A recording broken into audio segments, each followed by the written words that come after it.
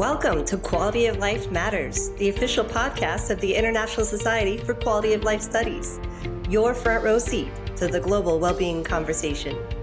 Join hosts Roger Fernandez-Urbano and Annette Fanti as they explore cutting-edge research and inspiring ideas that are shaping happiness, well-being, and quality of life worldwide.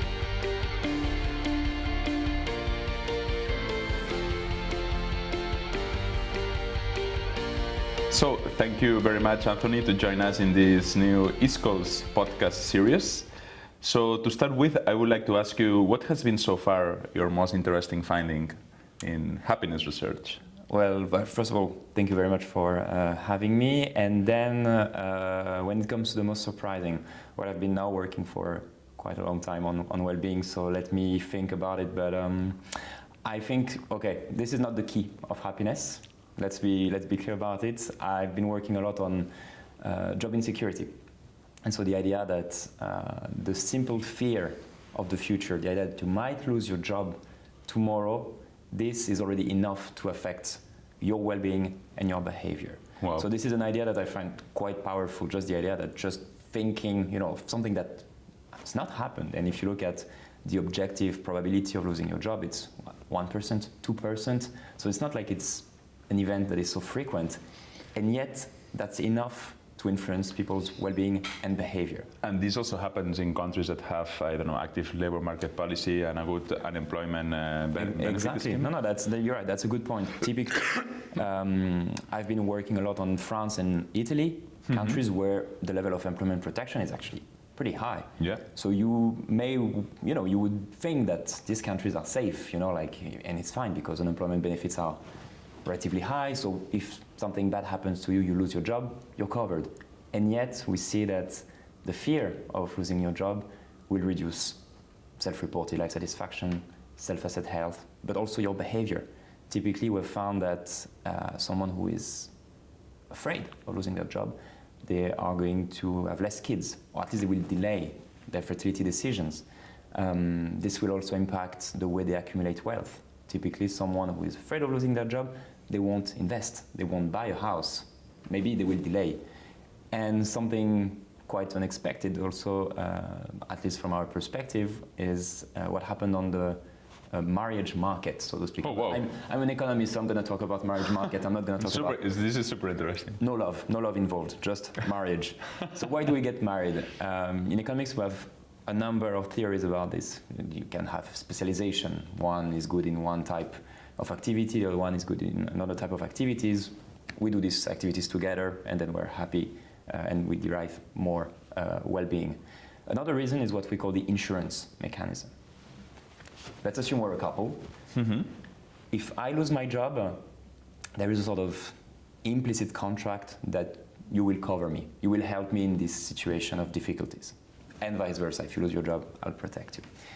So what we've found is that when someone is in situation of job insecurity, this person may lose their job.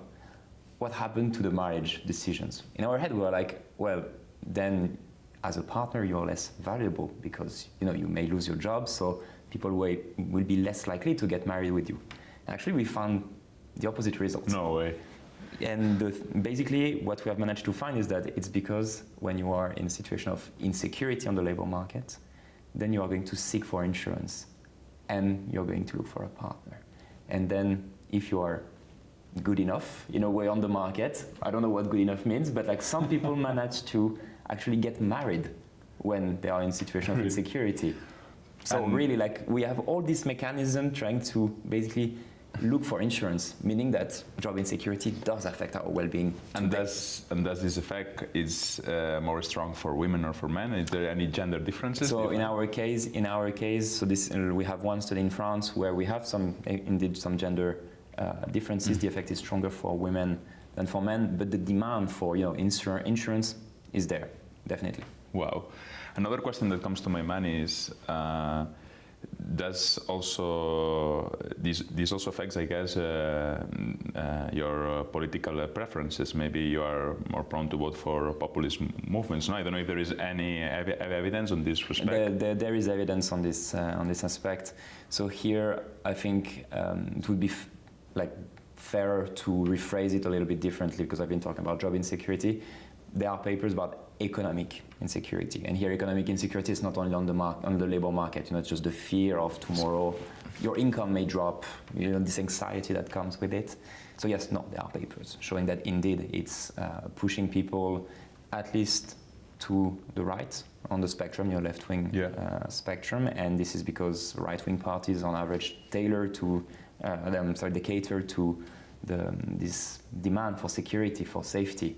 And in more recent years, we've seen that actually it's economic insecurity is feeding populist party. That is true, yes. This is what we're finding in the data. Which brings me to the next question. What advice would you give to young researchers that are started to maybe be interested in this particular topic? Well, I think my advice is even potentially more general. It's not only in one topic. I think if that's okay with you, I'm thinking more about in academia in general. In general. I think for me, like an important thing, and it's obvious, but it's being curious and to read a lot. And it's not just for the sake of reading and for learning stuff, but it's because I think we need to be bold. Like when you're young, it's the moment where you are learning a lot. So of course we need to pay our respect to our peers, to our colleagues, but I think this curiosity should feed some sort of boldness, having this capacity to say, look, for 20 years we have said that X implies Y, but let's discuss it. Let's not be afraid of reopening sometimes some boxes. Of challenging. Exactly, of challenging what we believe or what we take for granted. So but it takes time, because you can't just arrive, in the game and say I'm going to rewrite everything. No, you need to learn. You need to get your knowledge together somehow before making this extra step. But I think that should be some sort of a guiding principle in research. Fantastic advice. And also for people that beyond academia, there is any advice, any learning that you think that can increase their well-being or the quality of life? I see. About increasing well-being. I think one of the things I've learned with this science of well-being, I don't know how we want to call it, but you see what I mean, is that our happiness it's not just about ourselves. We live in an environment, in an ecosystem. So I guess the key to happiness is potentially to take care of each other. Also, when it comes, we know that we do compare. Like this is like human nature. We do compare. We look at each other. I'm looking at you and I'm like, oh, this man is handsome. If only I could be as handsome as he is. No, that's not how you should relate, to life and to your well-being. You should be like, I look at him. Maybe I'm going to learn something. Maybe I'm going to dress better tomorrow. Having this sort of positive look on life. It's not easy. It's not every day. It's like life is a sort of continuum. There are days where you can do it. There are days where we don't have the headspace to do it. But as much as possible, I think that's... Totally. I remember now the Harvard study that they follow the same individuals, both graduates from Harvard and people from the poorest neighborhoods of Boston. Mm-hmm. And at the end, after following them for years, the most important thing is to sustain all the social relationships. So at the exactly. End, that's what and it also relates to all the work of Richard Layard and Andrew Clark when they were looking at these cohort studies in the UK. And looking at basically what are the best determinants of life satisfaction in adult life.